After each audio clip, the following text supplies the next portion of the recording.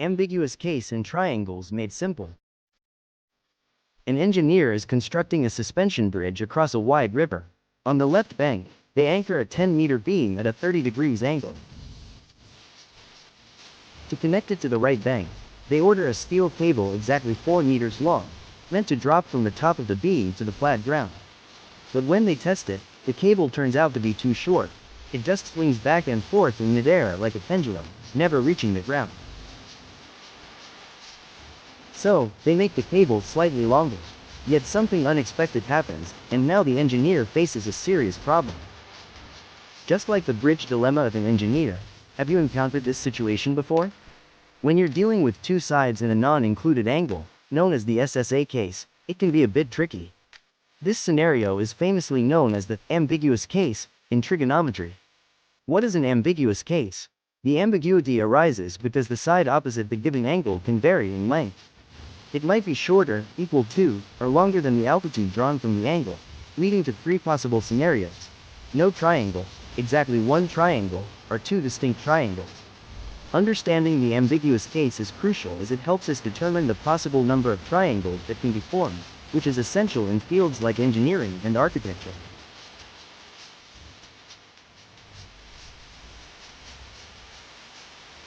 How to solve the ambiguous case step by step.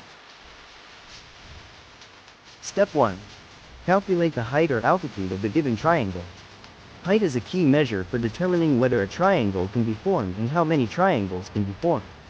In the example, 10 represents the length of the side adjacent to the given angle, and 4 represents the length of the side opposite the given angle. To calculate the height, multiply the adjacent side by the sine of the given angle. The formula is h equals b sine a, so when you press 10 sine 30 degrees on a scientific calculator, the answer is 5.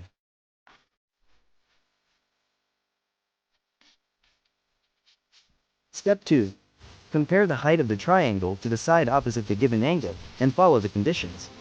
The key here is to understand the relationship between the height and the opposite side. By analyzing this comparison, we can determine the potential solutions for the triangle. Example: in a triangle, the side opposite the angle is 4, and the height is 5. Here, since the height is greater than the side opposite the angle, we conclude that no triangle can exist under these conditions. This is because the opposite side is shorter than the height. Let's continue with step 2, where the height of the triangle has the same measure as the opposite side. Here, we have an example where the height is 5, and the opposite side is also 5. In this scenario, since the height is equal to the side opposite, both being 5, this results in exactly one triangle being formed. Let's continue with step 2, where the opposite side is longer than or equal to the adjacent side. In this example, we have an opposite side of 12 and an adjacent side of 10. The key takeaway is that exactly one triangle can be formed when the opposite side is greater than or equal to the side adjacent to the given angle. This means the opposite side is either touching the base or extending beyond the base.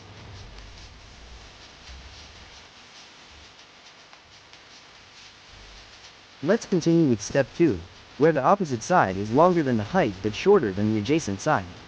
In this example, the height is 5, the opposite side is 7, and the adjacent side is 10. Given the condition 5 less than 7 less than 10, this tells us there are two possible triangles. This is because the opposite side is long enough to reach past the height and intersect the base in two distinct positions. How to solve the two possible triangles step by step.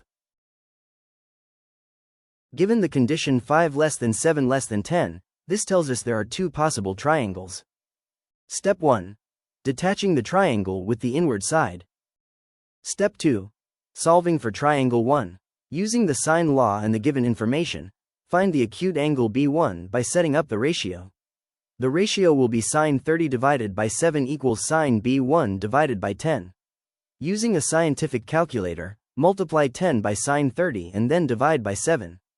Press the function arcsine to find the measure of angle B1. Next, use the triangle sum theorem to find C1. So, C1 equals 180 minus the sum of 30 and 45.58.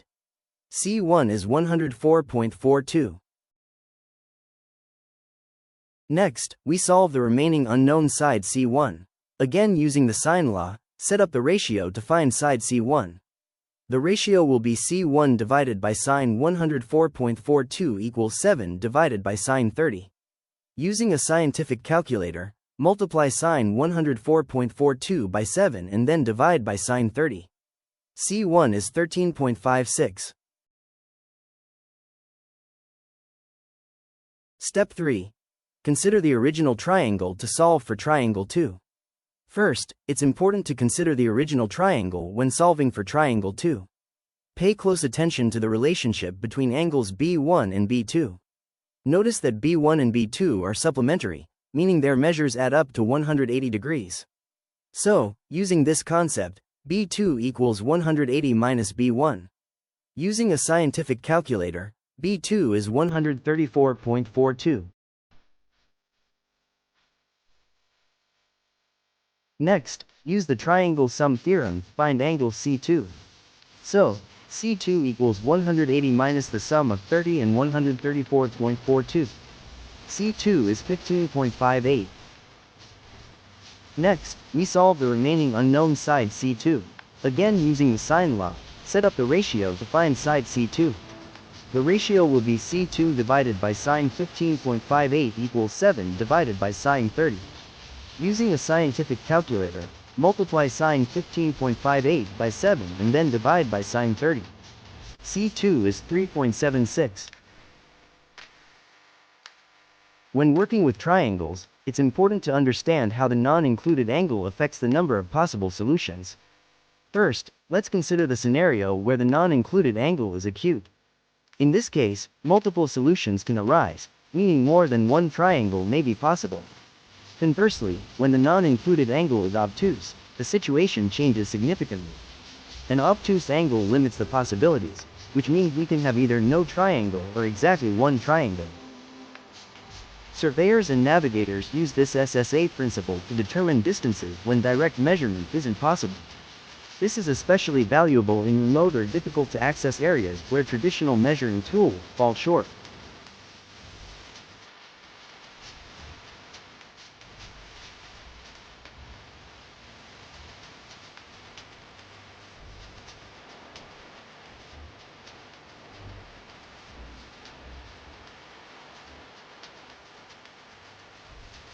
Thank you for watching. Subscribe, like, and share.